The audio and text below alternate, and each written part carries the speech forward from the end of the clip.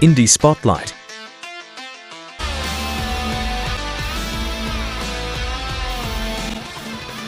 In BPM, all of your actions and the actions of your enemies are tied to the beat of the music.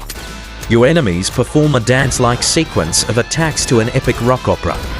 BPM is inspired by retro shooters of the 90s. It is fast, frenetic and rhythmical.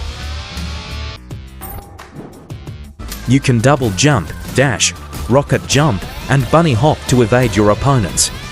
Your goal is to reach the end of randomly generated dungeons, collecting different weapons, abilities and items each time you play. These weapons and abilities can radically alter the way you play, making each playthrough unique. You must defeat 7 bosses to reach the final boss. Each boss moves and attacks in a unique way that you must learn to exploit if you want to succeed. Some attacks require you to jump over fields of lava, some to dodge fast projectiles, some to hold fast for a beat. It's a great roguelike with a little bit of hit and miss with too much RNG. Sometimes you can be completely screwed from the onset of a run. To make matters worse, certain things, such as health potions, will randomly disappear if you leave a room and come back for it later when you're low on health. On the flip side to that, sometimes you'll get a run where you get a gun like the BFG right off the bat and have that carry you through the rest of the runs. Now, if you don't get the luck of the draw, it can get pretty rough, because this game is hard. I explain them in correct order. There's normal, hard, ultra-violent, and fuck you eat a dick.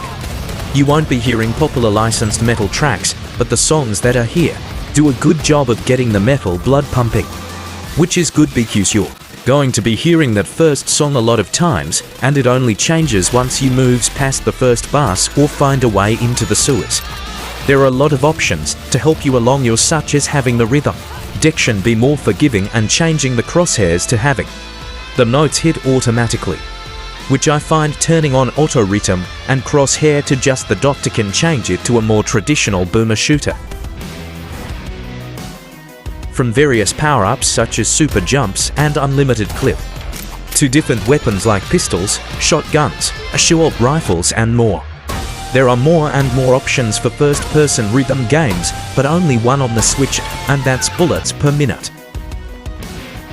If you're chomping at the bit for a good rhythm-based boomer shooter that's on the Switch, BPM is a good bet, but for that asking price, maybe wait for a sale if you can.